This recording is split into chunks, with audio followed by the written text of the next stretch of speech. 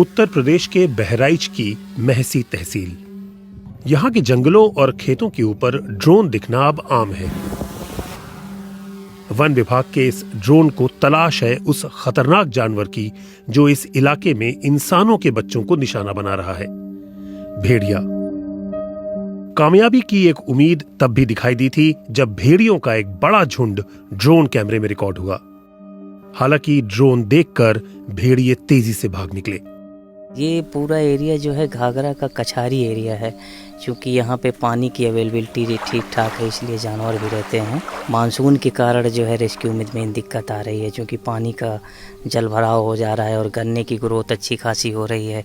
Grass land भी है, grass की ग्रोथ भी अच्छी खासी हो रही है और ह्यूमिडिटी भी है, इसकी वजह से तापमान भी बढ़ रहा है। तो ये सारी चीज़ें हमें रेस्क्यू करने में दिक्कत आ रही है। और जो कैमरे हमारे हैं यहाँ थर्मल ड्रोन है, उसमें ओवर हीटिंग की वजह से कई बार हम लोग लोकेट नहीं कर पाते हैं कि कहाँ पे है एनिमल, कहाँ पे बैठा हुआ है। करीब 20 दिन पहले बहराइच के मैकूपुरवा में एक बच्चे पर भेड़िए ने उस वक्त हमला किया जब वो सो रहा था। खुशकिस्मती से उत्कर्ष की जान बच गई। वो आवत है ईंटा पर से कूद के यहाँ और मच्छरदानी लगी रही थी। वो जब पकड़ा था दूसरा लड़का उठ कर बैठ गया, हम पहुँचन बस पकड़ लिया। तब चिल्लाने की अरे हाय पापा छोड़ दियो, हमारे भैया का कहे ले जात हो। 3 बोल बोले हैं, तैसे पड़ोस वाले दौड़े हैं, जब बोले हैं तैसे भगा। पूरे महसी तहसील में भेड़िए का आतंक है। लगभग 100 स्क्वायर किलोमीटर में भेड़िए का एक झुंड है जो बच्चों और बड़ों दोनों पर अटैक कर रहा है। हालांकि गांव वालों से अगर बात करूं तो बता रहे हैं कि कई झुंड भेड़ियों को इस इलाके में चल रहे हैं, जो दिन में भी दिखाई देते हैं और रात में लोगों पर हमला कर रहे हैं। मैकूपुरवा से तकरीबन 10 किलोमीटर दूर नसीरपुर में भेड़िए ने 3 साल की सबा पर हमला किया। उसके सिर पर गहरी चोट आई है। सबा के पिता ने बताया कि उस दिन क्या हुआ था। पहुड़े रहन बस के बाद में यहाँ आवा है और बस ऐसे 2 चक्कर इतना लम्बा मारिस है और बस हम तो जाने लईगा, यह चिल्लाई कि लईगा। तब थोड़ी दूर गयन, तब हुआ से घूम आयन, तब खैर में देखें बिटिया ठाड़, लेकिन बिटिया के यहाँ बहुत नोचिस और मार खून से लेथरी, लगभग 4 अंगूर घाव रहा है। इस गांव से 2 किलोमीटर दूर हिंदूपुरवा में रहने वाली 4 साल की संध्या की किस्मत इतनी अच्छी नहीं थी। 17 अगस्त की रात संध्या के परिवार वाले जब तक जागते तब तक भेड़िया उसे उठा ले गया। दूसरे दिन उसका शव मिला।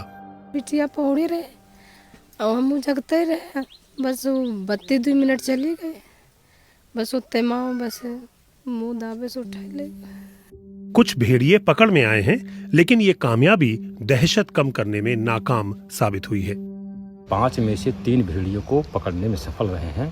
पहला जो मादा भेड़िया हमने पकड़ा था तो हार्ट अटैक से उसकी मृत्यु हो गई थी। इनका मकसद बच्चों को मारना, आदमी के बच्चों को मारना होता नहीं है।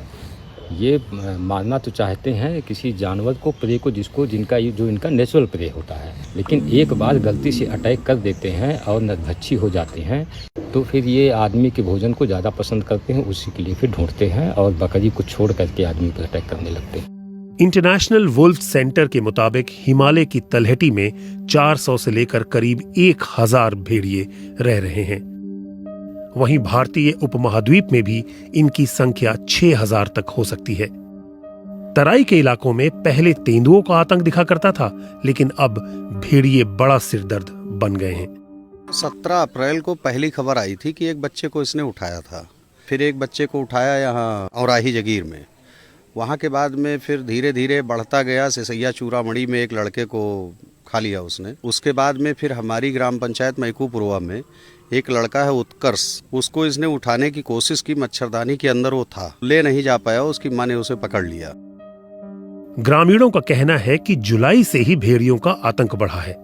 आधिकारिक आंकड़ा है कि भेड़ियों ने इस इलाके में अब तक 5 बच्चों को अपना शिकार बनाया है। तकरीबन 26 लोगों पर हमला किया है।